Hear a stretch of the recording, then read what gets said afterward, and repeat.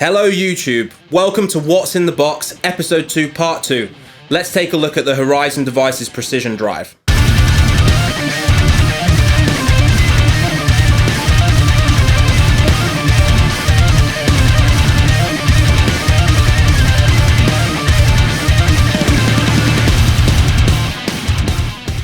The pedal in question is an overdrive/gate pedal, which was co-developed by Misha Mansour of Periphery and Horizon Devices. The pedal is made by Jim Dunlop/MXR, and with every overdrive pedal, it features a standard set of features, but this one has some special things in it, so let's take a little quick look at it. So let's talk about the presentation. It came to me in a great looking package, exactly the same as the MXR pedal, so I knew exactly what to expect. Nothing really more to say about this. Anyone that's played with their MXR pedals, bought an MXR pedal, you know that the packaging is great. So let's talk about the quality of the pedal. What were my initial reactions when I got it out of the box? And I thought it looked great. I thought it was finished really, really well. Very, very professional looking pedal. Next, setting up. Really, really easy to set up. An input jack, an output jack, and a 9-volt jack. Now, you don't even have to connect the 9-volt jack. If you're using batteries, you can unscrew the back and put a battery in. It uses a standard 9-volt square battery, so if you don't have your own power supply, that is the way that you can power it.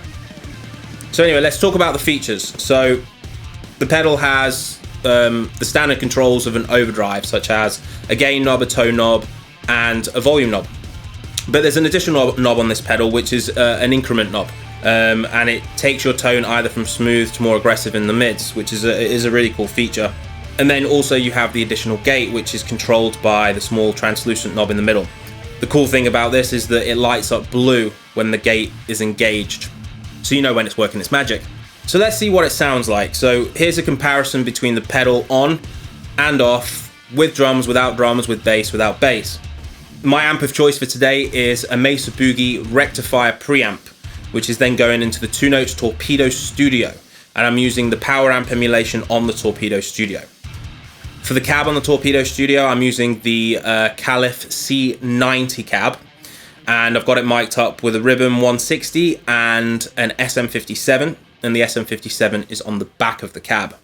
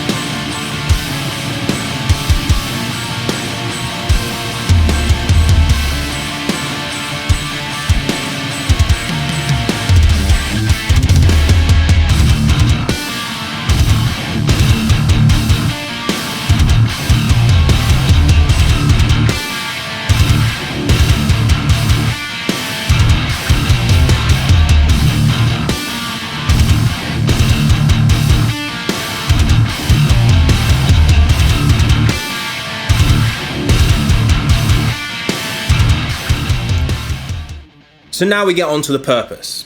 So we're in a market which is saturated with thousands of overdrive pedals, and I feel like each individual one is suited for a certain type of person. So I'm pretty sold on my signature pedal, which is by Reaper Pedals, which is an upgraded version of the full tone OCD pedal, which I absolutely adore. I think that pedal is absolutely fantastic. You know, it's another overdrive pedal. Yes, it's got a built-in gate, it's cool. I think the pedal sounds absolutely fantastic, and I have no qualms with how it sounds. But there is the other side of the coin which you have to look at, which is this pedal is quite expensive in the UK. It's 200 English pounds from Anderton's on the pre-order price, which means it's going to go up. Now, for that price, you could buy a full tone OCD and a Boss NS2 for £12 more. Now, is it better to have one pedal, or is it better to have two pedals and have ultimately a little bit more control? So that is I'm just playing devil's advocate here, because, you know, I think the pedal sounds great. I have absolutely no qualms with it. But is it really that much better than a usual pedal. Now, to my ears, I can achieve a sound I prefer with the OCD pedal, but that doesn't mean that I don't like the Precision Drive. And I think the Precision Drive is a really cool pedal. If you want to save space on your pedal board, get it. If you don't want to be inundated with a power supply for your pedals, leads everywhere, then get the Precision Drive. But if you want a little bit more control of the gate, get separate pedals. If you're not too concerned about having multiple attack options and maybe only having two, then get the OCD pedal. But overall, I think the pedal sounds fantastic, and I think the guys at Horizon Devices did an incredible job of making a pedal that actually is relevant in today's overdrive market. So now for my summary. So it has a really great set of features. The quality of the pedal was great. It was presented awesome. And, you know, sound-wise, I really liked what it did. What would I rate this pedal? I would rate it a 4 out of 5. And the only reason why it's a 4 is because I ever so slightly prefer the OCD style of overdrive that I've had in my chain for a very long time. The OCD pedal I have is just a tiny little bit more hi-fi, which is more suited to my sound. Now, Misha, I know, goes for more of a low-mid focused sound along the 5150, which is, you know, also reminiscent of the Invective head that he's just put out with Peavey. And I go more towards the higher mids, which I feel my pedal sort of focuses on a little bit more.